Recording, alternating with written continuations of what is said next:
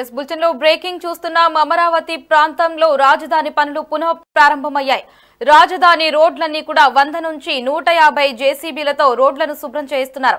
ఇక ఉదయం 6 గంటల నుంచి జింగిల్స్ క్లియరెన్స్ పనులు కూడా పూర్తి చేస్తున్నారు. అమరావతి శంకుస్థాపన ప్రాంతాన్ని క్లీన్ చేస్తున్నారు. ప్రభుత్వం మారడంతో ఊపందుకున్నాయి రాజధాని పనులు. అమరావతి ప్రాంతంలో రాజధాని పనులైతే పునః ప్రారంభమయ్యాయి. ఇక రాజధాని రోడ్లన్నీ కూడా సిఆర్డీఏ అధికారులు క్లియర్ చేస్తున్నారు. 100 నుంచి 150 జేసీబీలతో రోడ్లను శుభ్రం చేయిస్తున్నారు. ఉదయం 6 గంటల నుంచే జింగిల్స్ క్లియరెన్స్ పనులను అధికారులు ప్రారంభించారు. అమరావతి శంకుస్థాపన ప్రాంతాన్ని సిబ్బంది శుభ్రం చేశారు. రాష్ట్ర ప్రభుత్వం మారడంతో రాజధాని పనులు ఊపందుకున్నాయి. దీంతో అమరావతి ప్రాంత రైతులు సంతోషం వ్యక్తం చేస్తున్నారు.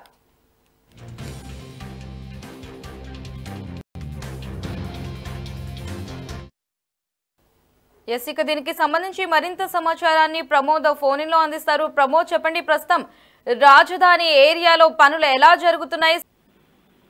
ప్రధానంగా చూసుకుంటే అమరావతి రాజధాని రైతుల కళ నెరవేరిందని చెప్పుకోవాలి. దీనికి సంబంధించినటువంటి అయితే ఏదైతే గత 5 సంవత్సరాల నుంచి కూడా వైసీపీ ప్రభుత్వం అధికారం వచ్చినప్పటి నుంచి అయితే ఈ 3 రాజధానులు కల్పించినప్పటి నుంచి కూడా రాజధాని రైతులు అనేక ఉద్యమాలు చేశారు, పాదయాత్రలు చేశారు.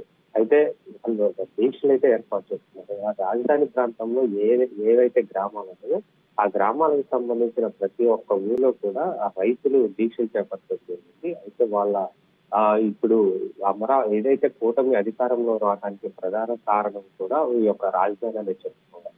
అయితే దీనికి సంబంధించినటువంటి విషయంలో రాజధాని రైతులు ప్రతి ఒక్కరు కూడా వచ్చే ఎన్నికల్లో ఏదైతే ఇప్పుడు టీడీపీ అధికారంలోకి వస్తే మళ్ళీ ఏదైతే అమరావతి రాజధాని ఏర్పాటు చేస్తున్నామో అది చంద్రబాబు నాయుడు కంటిన్యూ చేస్తాడని ఒక హామీ ఇవ్వడంతో దీనిపై ప్రతి ఒక్కరు కూడా ఒక మంచి స్పందనని వచ్చింది చెప్పుకోవాలి. ఇంత భారీ మెజార్టీ రావడానికి కూడా అమరావతి రాజధాని కావచ్చు, ఏపీకి సంబంధించినటువంటి ఎవరైతే చదువుకున్నటువంటి యువత ఉన్నారు అయితే ఇప్పటి వరకు రాజధాని ఏపీకి సంబంధించినటువంటి విషయంలో ఒక రాజధాని స్పష్టంగా లేకపోవడం, 3 రాజధానులు కూడా దాన్ని అభివృద్ధి చేయకపోవడం, దీని మీద వైసీపీ పాలనపై పూర్తి వ్యతిరేకత వచ్చిందని చెప్పుకోవాలి. అయితే ఇప్పుడు ఉదయం నుంచి కూడా పెద్ద ఎత్తున జేసీబీలతో అమరావతికి సంబంధించినటువంటి ఏదైతే శంకుస్థాపన చేశారో ఉద్దండ రాయపాలెంలో అక్కడ ఇప్పుడు రోడ్లు ప్రారంభించారని చెప్పుకోవాలి. అయితే ఉదయం 6 గంటల నుంచి కూడా మొత్తం ఏదైతే